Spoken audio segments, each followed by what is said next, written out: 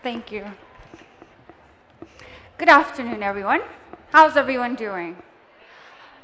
How many of you in this room have been teenagers? All of us, right?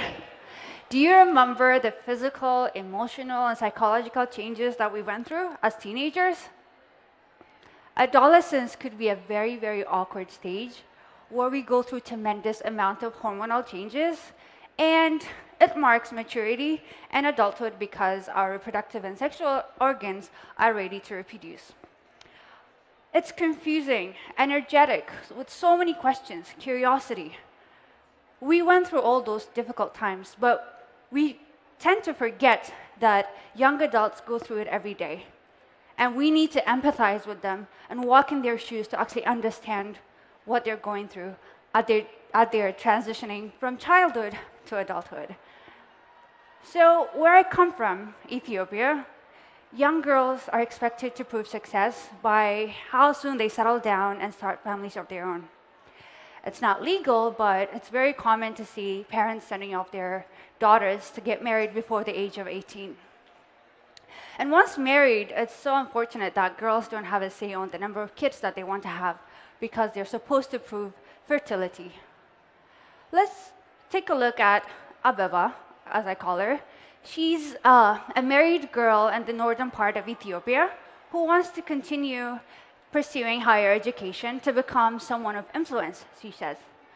But teenage pregnancy would be waiting for her unless she's helped realize her dreams by projects like Adolescent 360.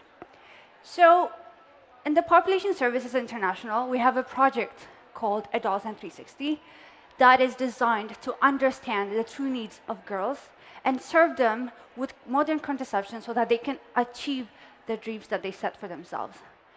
And through Adolescent 360, we heard and we listened what the ruler couple told us is that they want to reach a certain amount of financial security before starting their own families.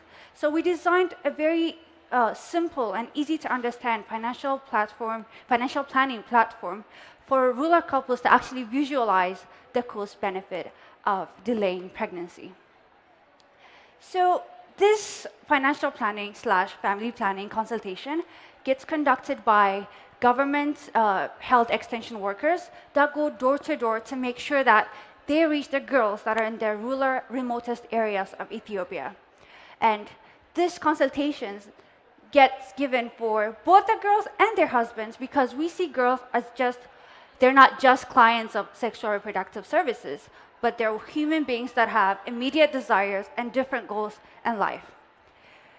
So we're now changing the narrative by giving the girls and their husbands and their influencers a new way to plan for the families that they need and their own terms so that they can have it when they're ready.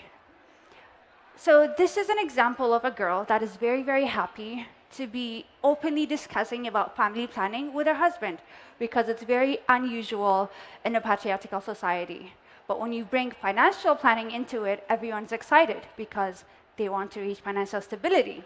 This is yet another couple in our program that are very happy with the financial planning and family planning progress that they're making because they want to grow together before they're ready to start their own families. And we also reach married couples that already have children so that they can delay the next pregnancies so that they can accumulate wealth, and it's also healthier for the mother. And it's very exciting because it's being endorsed and loved by the community. A group of older women by the name Women's Development Army are helping us in identifying the girls and making sure that the relevance of this project is being attained by the community because they understand the difficulties that they went through when they were raising many children in their time.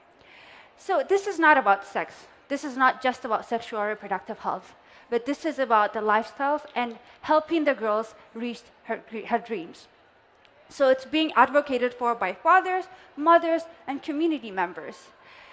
And within just 16 months of implementation of this project, we've had close to 20,000 contraceptive adopters. That's a breakthrough. And 7 in 10 girls willingly take up contraceptive methods after engaging with us. So my question to you, How do you plan to bridge the gap between access to contraceptives and young people? How do you plan to work with young people to serve them with the needs that they want to be served with? Me, as a young designer, I'm the young voice that represents the needs of desires expressed by young girls aged between 15 to 19. My question to you is, what's your next step? How are you planning to engage young people? Thank you very much. Thank you. Sorry, I snuck up on your right side. I think that's a great question, and I'm so glad that you challenged our audience with what they're going to do next. I think one thing that would be helpful for all of us to understand is what is the success you've had in helping young married couples to delay having that first child? You mentioned it, but we all know there's a lot of pressure on young married couples to produce a baby first. Maybe there's a little more space after that, but what's working there? What's working is that we're working with the community themselves. So when there are weddings, obviously the elderly women are invited, so they know who's getting married when. So they're helping us identify those girls and bringing them to us before it's too late. And it's so exciting because we brought the financial concept to it that made it very acceptable to the community and to the young couple as well.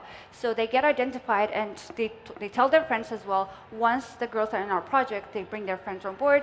So we're gaining momentum. And as of this Monday, the Children Investment Fund Foundation has committed to invest $14.3 million to scale up the 20,000 to 200,000 in the next 5 years.